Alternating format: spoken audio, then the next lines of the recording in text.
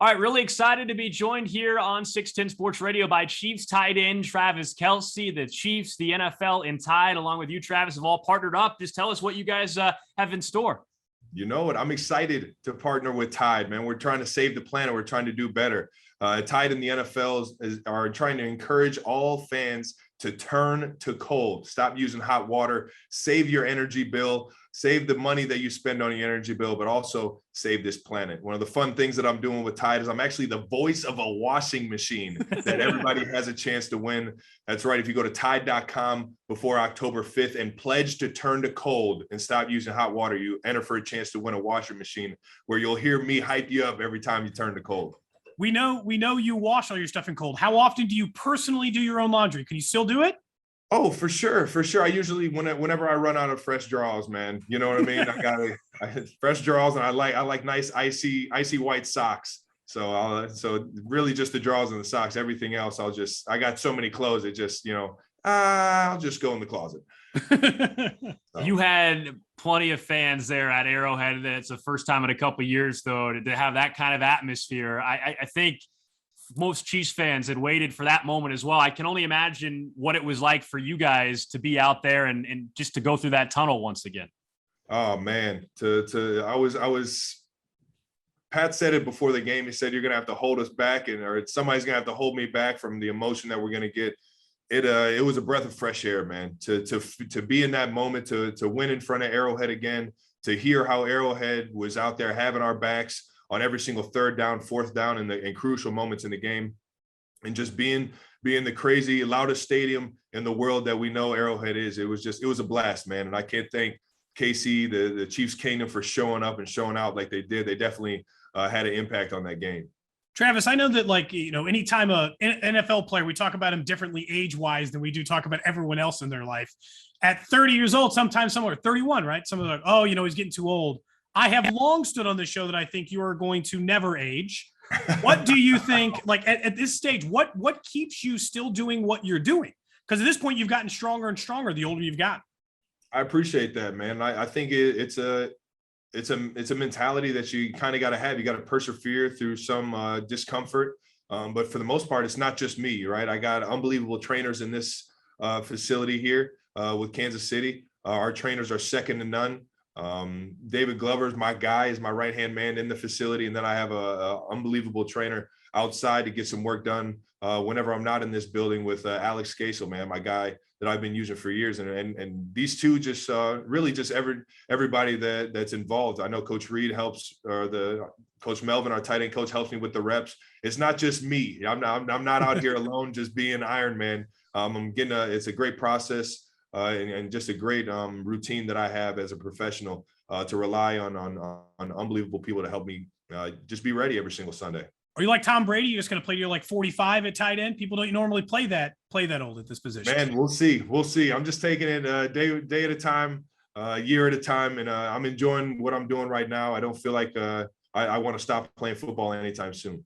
5 straight 1,000-yard receiving seasons too, man. I mean, when you look at the company that puts yourself in, the resume you've already been able to put together and hopefully many, many years still to come. I mean, do you consider yourself, you put yourself in that spot where you think you're one of the best, if not the best tight end to play the game?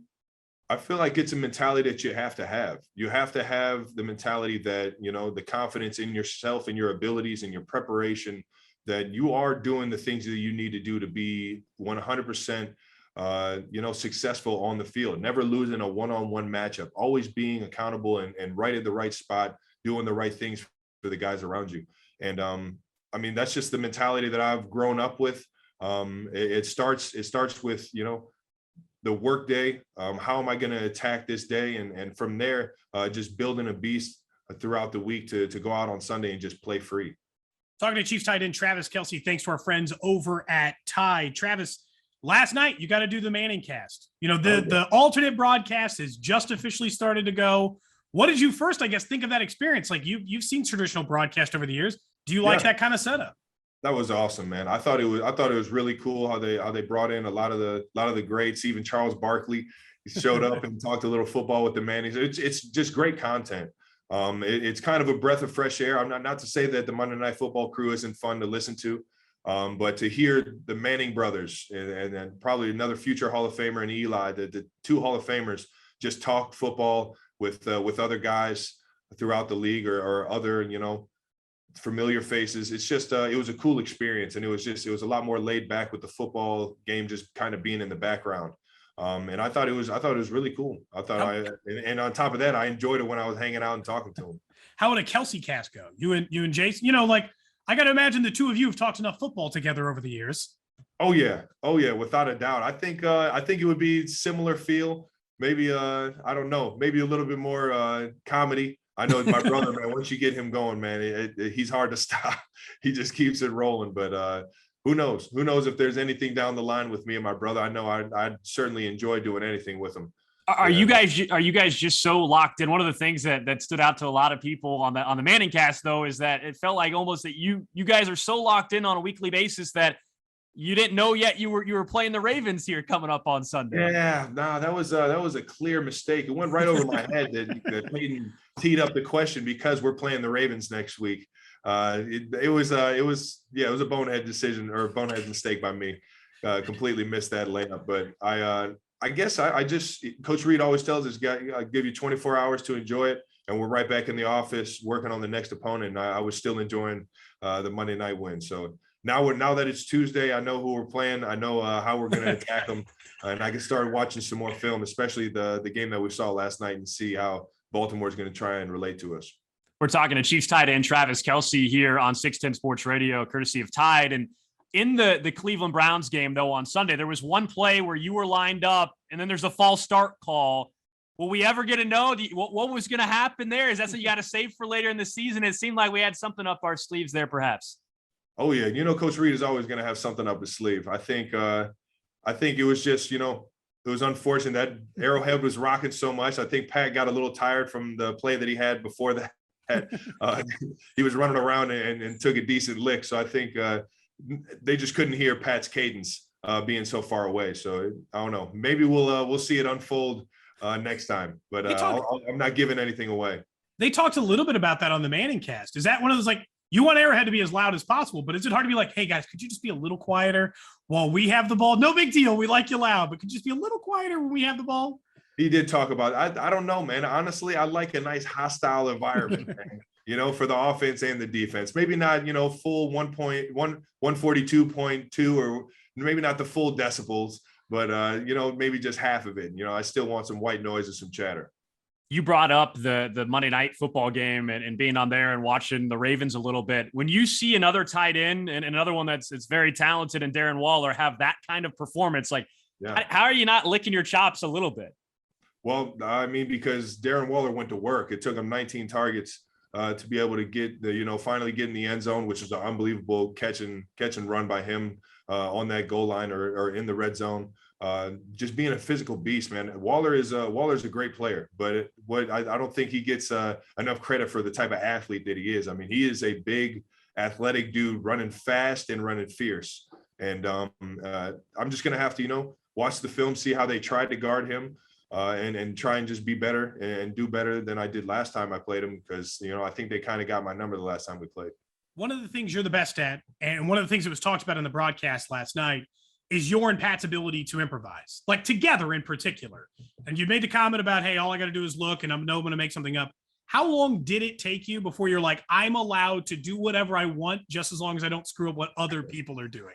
Because I think there is a certain amount of creativity. You guys seem to know like what the other is doing all the time.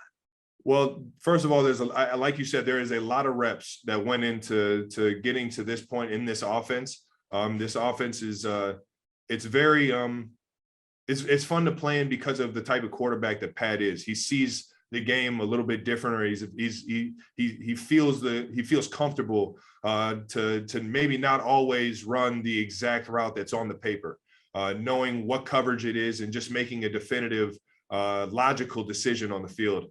There have been times where I've made the wrong move and not ran the right route, and I paid paid because of it, right? And it was just it didn't end well. And last year's Raiders game was a time where we lost to when we lost to him at home. There was a scenario that I ran the wrong route, and it didn't end up very well. And I learned from that. And I knew that I had to be more disciplined in my route running for this offense to be as good as we want it to be.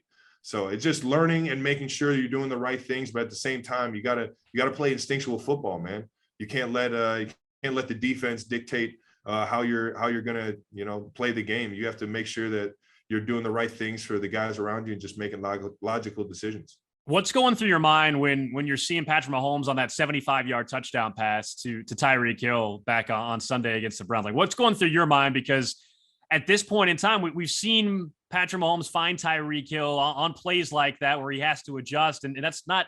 It's something we've gotten used to a little bit here in Kansas City, but that's not normal what that combination is and what Tyreek Hill's been able to do in those instances.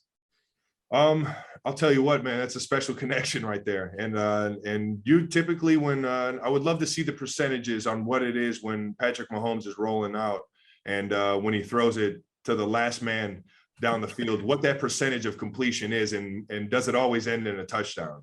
Because anytime we see him just say, you know what, I'm going to chuck this one deep and take a home run shot, we end up scoring a touchdown and hitting a home run. So I just get excited, and I'm lucky that we have Tyreek Hill and Patrick Mahomes, because it's hard to beat that, man. It's hard to beat that. Travis, you're getting ready to be a Big 12 legend. We know that because the Cincinnati's getting ready to join the Big 12. But now there's already rumors about your coach. USC reportedly, someone saying Luke Fickell's job if he wants it at USC. Are you willing to personally chip in to make sure Luke Fickell stays at Cincy? Oh man, I would do a lot to try and keep Luke Fickell at Cincinnati. I know getting to a bigger conference, playing bigger opponents or bigger schools was something on the list that we've all wanted to get done at the University of Cincinnati. But I think that will definitely help keep him around. But I'm not sure, man. I know that he's a family man, and he has to make a family decision moving forward, and I totally respect that. I think it's tough when you have a coach in a situation like that, because you know how great he is, not only to the team but the community that is Cincinnati. And I hope he remains a Bearcat. That's for sure. Would you have liked to have played in the Big 12 then? Did you wish you could have been in a situation like that? I don't know, man. I love the Big East, man. When the Big East was rocking and shaking, man, and we were at the top of it, man, it was a whole lot of fun. And we played a lot of really good, meaningful football games and had a blast doing it and had a blast winning a lot of them. And, I definitely don't want to take anything away from the caliber of teams that we were playing or anything like that, because we're playing NFL guys. That's for sure. It's just it might not have been as many NFL guys. Chiefs tight end Travis Kelce, kind enough to give us some time here on 610 Sports Radio. Always good to catch up. Thanks so much, and best of luck on Sunday. All right, guys. I appreciate you.